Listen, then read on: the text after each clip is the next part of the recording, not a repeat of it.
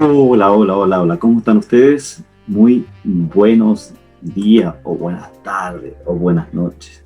Momento que usted esté viendo este video. Fíjense que estamos viviendo nosotros como sociedad una situación un poquito, para algunos, alarmantes, preocupantes, que ha generado más de alguna desesperanza, más de alguna situación en sus vidas que han sido dolorosas. No podemos desconocer que mucha gente, por intermedio de o producto del coronavirus, ha perdido su familia. Y eso es sin duda penoso, doloroso. Pero los que somos creyentes en Cristo Jesús, tenemos muy claro que es Dios, en su soberana voluntad, quien ha generado situaciones en nuestras vidas que de una u otra manera tiene su explicación en Él. Entonces, frente a esto, podemos hacer una pregunta y es lo que yo quiero compartir con ustedes el día de hoy.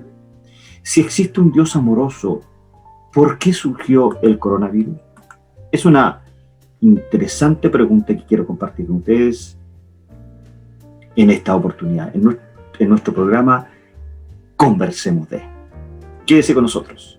Pero antes, denle like ahí en nuestro canal de YouTube, denle like ahí en Facebook, donde estamos compartiendo en nuestras redes sociales. Y si este tema le parece interesante, por favor, compártalo con los demás y compártalo también en sus redes sociales. Por lo tanto, quedemos atentos a lo que vamos a ver hoy día. Entremos al salón de clase de Conversemos de para que analicemos este interesante tema. Pues bien, el coronavirus nos confronta a todos con el problema del dolor y el sufrimiento. Este, para la mayoría de nosotros, es uno de los problemas más duros de la vida. La experiencia ciertamente nos hace sospechar de las respuestas superficiales y de los intentos simplistas por hacernos aceptar este problema, esta pandemia a nivel mundial. Entonces, amados hermanos en Cristo, lo que intentaremos hoy día es, en esta mañana, o en esta tarde, o en esta noche, donde usted, a la hora que usted esté escuchando este video, es tratar de hacer aquí, es primero evitar que dar ese tipo de respuestas y la verdad que lo que queremos hacer es reflexionar con usted lo más honestamente posible que pueda sobre algunas de las ideas que me han ayudado a lidiar, ¿cierto?, en este año, ya año y medio, con esta pregunta difícil ahora que el coronavirus ha cambiado, lamentablemente, a cambiarlo todo. Fíjense que el dolor y el sufrimiento provienen solo de dos fuentes distintas. En primer lugar, el sufrimiento puede llegar como resultado de desastres naturales y enfermedades por las cuales los humanos no somos responsables de manera directa, como por ejemplo los terremotos, los tsunamis, el cáncer y hoy este coronavirus. Esto sin duda, por supuesto, conduce al problema del dolor o como se conoce comúnmente, el problema del mal natural. Esta terminología es desafortunada en cierta forma, ya que la palabra mal tiene connotaciones morales, pero ni los terremotos ni los tsunamis son algunas o son agentes morales, ¿cierto? Por otra parte, o en segundo lugar, hay un sufrimiento por el cual los hombres y las mujeres sí son responsables de manera directa, como los actos de odio, de terror, violencia, abuso y asesinato. Estos nos llevan al problema, sí, del mal moral en las personas. Entonces, demos un ejemplo. Algunas personas comparan el terremoto del 27F del año 2010 en nuestro país con el ataque terrorista del 11 de septiembre del 2001 allá en Estados Unidos, se deben recordar, ¿cierto?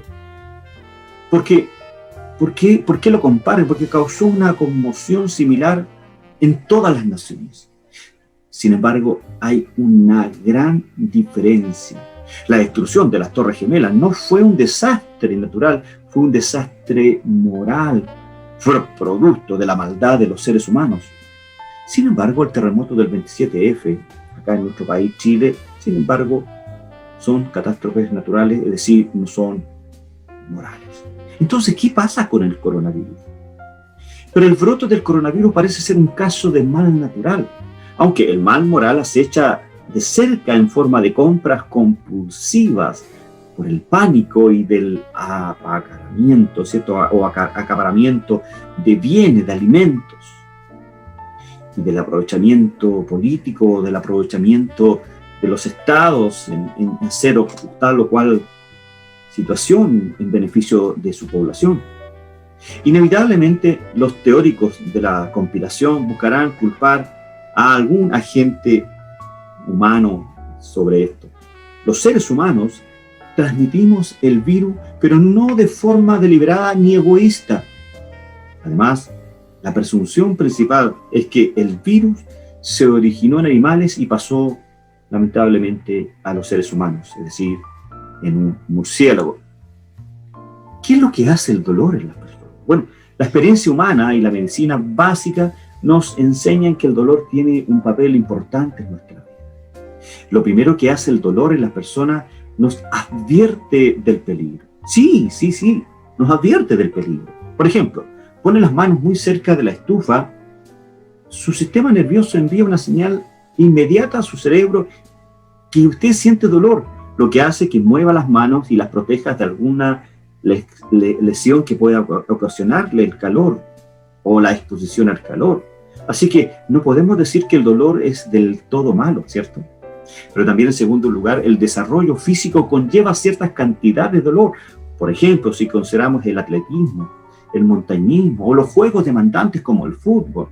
A propósito, nuestra selección el día de ayer cayó ante la poderosa Brasil por 1-0, pero ahí estaban nuestros luchadores, ¿cierto? Bueno, cierro paréntesis. Entonces decía que los dolores, la segunda causa del dolor, o lo que provoca también el dolor, es el desarrollo físico, ¿cierto? Porque ahí existe el deporte, el atletismo, el fútbol, el rugby británico y el boxeo, ¿cierto? Esos golpes que se pegan. Pero notamos que los entusiastas de esos deportes soportan una gran cantidad de dolor para poder llegar a ser los mejores, ¿cierto? Yo practiqué mucho tiempo atletismo y la verdad es que sentía a veces el dolor, la fatiga por la sobreexposición a los tremendos días que tenía que preparar mis competencias.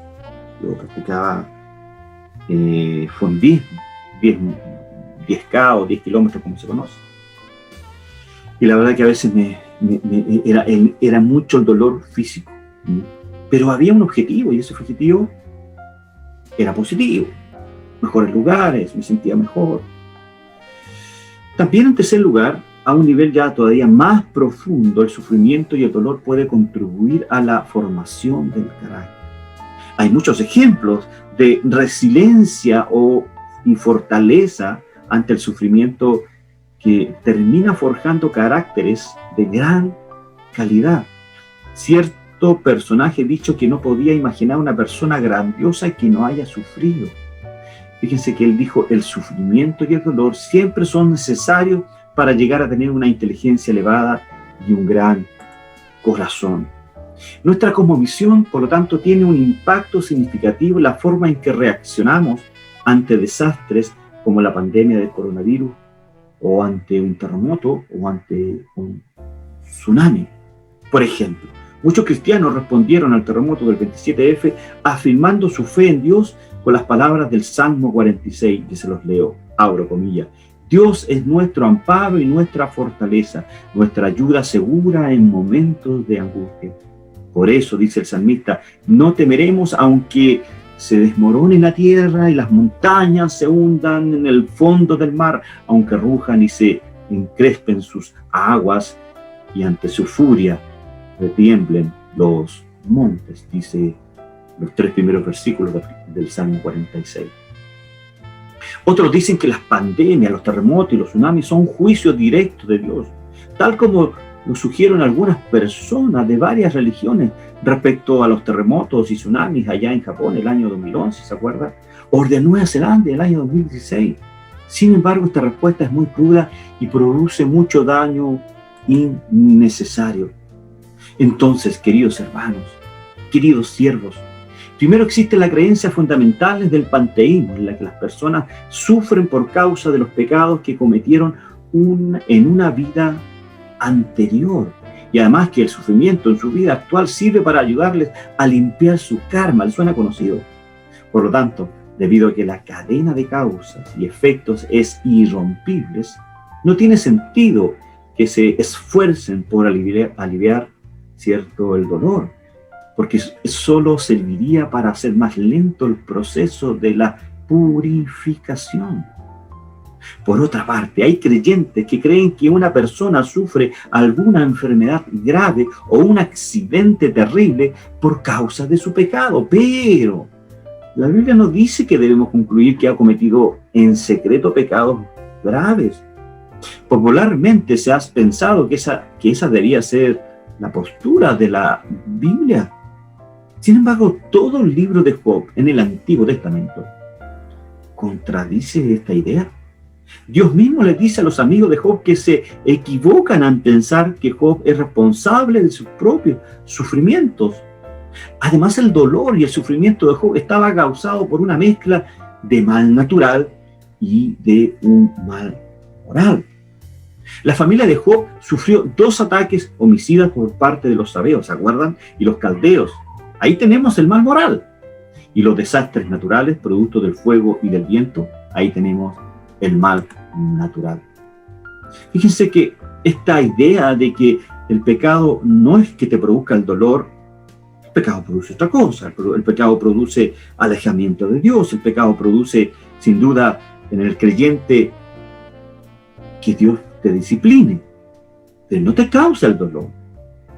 Esta idea, o mala idea, Jesús negó de forma explícita, ¿ya?, que el sufrimiento estuviera relacionado necesariamente con el pecado cometido.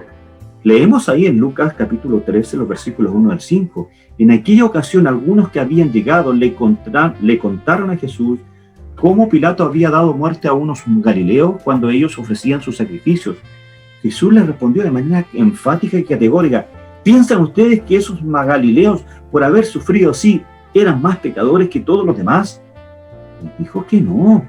De la misma manera, sigue el relato, todos ustedes perecerán a menos que se arrepientan. ¿O piensan que aquellos 18 que fueron aplastados por las torres de Siloé eran más culpables que todos los demás habitantes de Jerusalén? Les dice Jesús.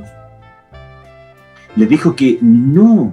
De la misma manera, todos ustedes perecerán a menos que se arrepientan.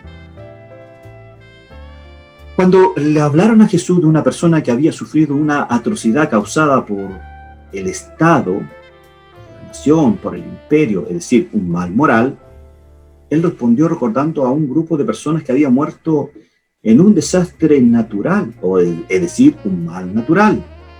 Y en ambos casos rechazó la opinión popular de que las víctimas de aquellos sucesos terribles, por lo demás, ¿cierto?, eran terribles porque seguro eran muy malvadas y de que Dios las estaba castigando por sus pecados. Rechazó aquella idea de que Dios, ¿cierto?, causa estos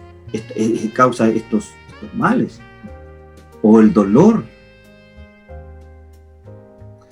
producto de su pecado. A eso nos referimos. Aquí la condición es el pecado. El pecado produce este tipo de cosas. La implicación es que vivimos en un mundo, hermanos, en donde cosas como estas pueden ocurrir y ocurren permanentemente. Pero no siempre son causadas directamente por Dios, aunque Él es soberano sobre todas las cosas. Pero Pablo escribe ahí en 1 Corintios, capítulo 11, 30-31, y el contexto es el pecado, ¿cierto?, del pecado de la Santa Cena. les dijo a la iglesia de Corinto que algunos de ellos estaban enfermos por consecuencia del juicio de Dios. Dios quería que ellos se arrepintieran de su estilo de vida inmoral, pero Pablo estaba escribiendo con el entendimiento especial de alguien que fue inspirado por el Espíritu Santo. Por lo tanto, hermano,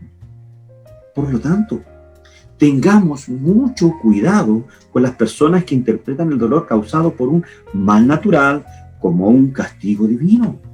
Pero también tengamos cuidado con los que afirman que Dios no tiene nada que decir a través de esta pandemia. Sin duda Dios algo tiene que decir, particularmente a las sociedades occidentales que le han dado la espalda y lo consideran a Dios totalmente irrelevante para sus culturas. Hermanos, sacar a Dios de la educación no elimina el dolor ni el sufrimiento, los deja intactos, pero quitar a Dios, sí elimina algo, cualquier tipo de esperanza. Cuando las personas sacan a Dios de una sociedad, esa sociedad se queda sin esperanza. Como Jesús le dijo, si no te arrepientes, te pasará lo mismo. Y aquí tenemos que hablar de su soberanía. ¿Es el coronavirus, por lo tanto, compatible con la existencia de un Dios amoroso? ¿Qué es la soberanía de Dios, por lo tanto? Bueno, la soberanía de Dios significa que Él puede hacer, y de hecho así lo hace con la pandemia o con lo que sucede en el mundo, todo lo que quiere y decide hacer.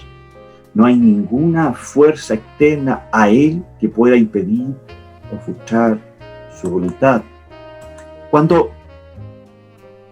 decimos que Dios es absolutamente soberano, sin duda nos estamos refiriendo a que Dios es el que causa todo, es el agente que causa todo lo que sucede en nuestro alrededor, pero también, ¿cierto?, es el ser humano responsable frente a las acciones que él mismo ejecuta, ¿cierto?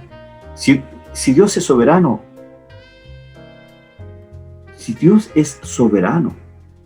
¿es Él responsable del mal? Ahora, eso es una pregunta que debemos responder con absoluta franqueza y seguridad. La respuesta es categórica: no. Dios no es responsable del mal. La Escritura dice que cuando Dios terminó su creación, vio todo y lo declaró muy bueno. Génesis 1:31. Muchas otras escrituras afirman que Dios no es el autor del mal. Dios no puede ser tentado por el mal, ni él tienta a nadie, dice Santiago 1:3. Dios es luz y no hay ninguna tiniebla en él, dice 1 Juan 1:5. Dios no es Dios de confusión, dice 1 Corintios 14:33. Y si eso es cierto, por lo tanto, ¿qué tenemos que concluir? Que Él no puede de ninguna manera ser el autor del mal. Entonces, si Dios es soberano, ¿es Él responsable del mal? Hermanos amadas, Dios usa todas las cosas para cumplir sus propósitos. Incluso usa el mal para su gloria y nuestro bien.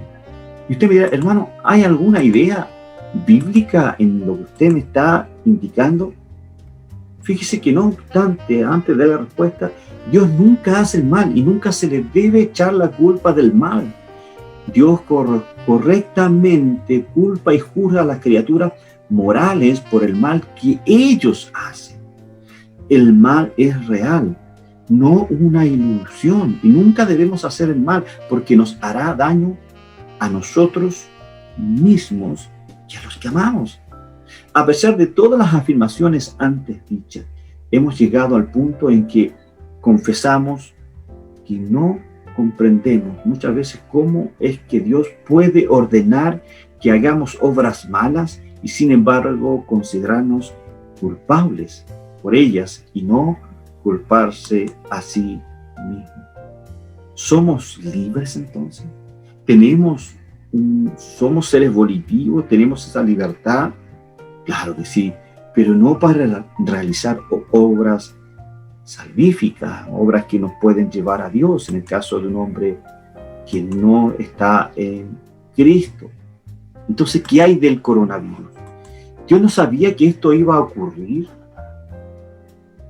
¿O Dios se levantó esa mañana donde apareció el coronavirus y no lo pudo controlar?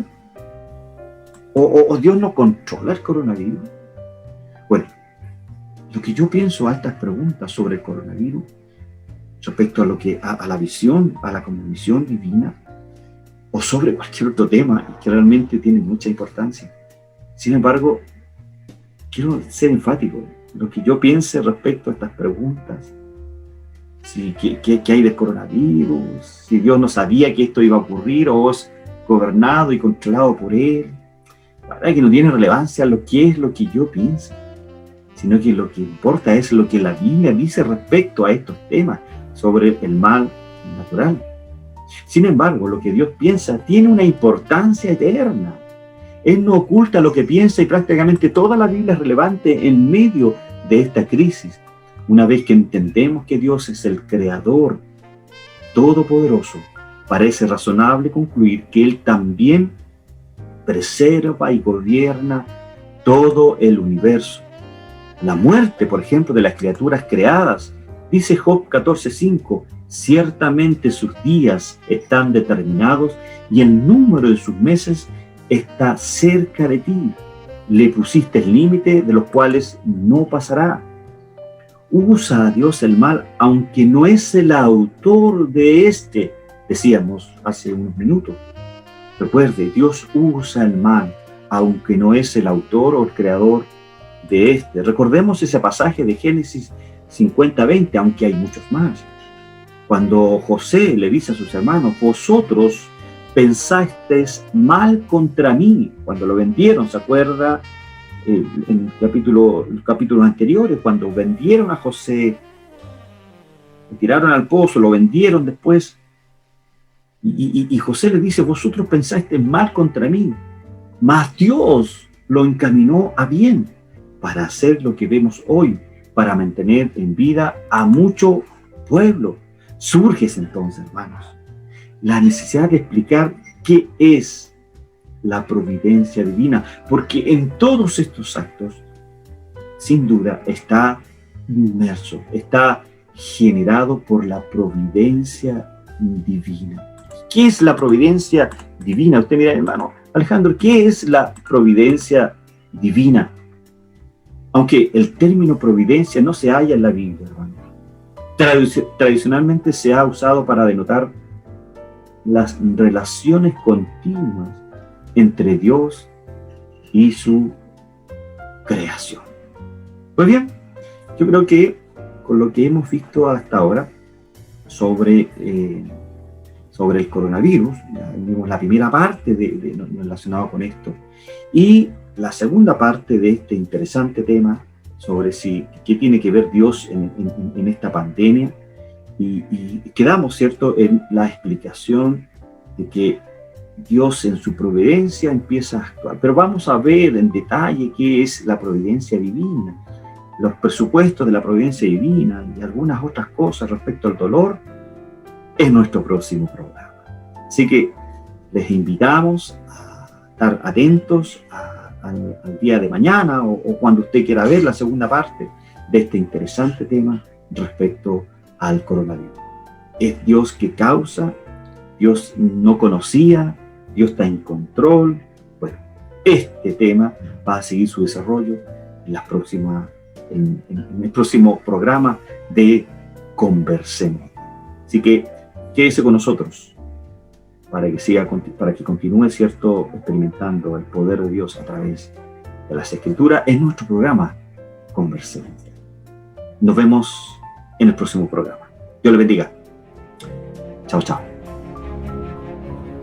Conversemos de un programa de amena conversación basado en una cosmovisión bíblica de los diversos temas que nos afectan como sociedad y como creyentes. Te invitamos de lunes a viernes a las 20 horas a escuchar tu programa Conversemos de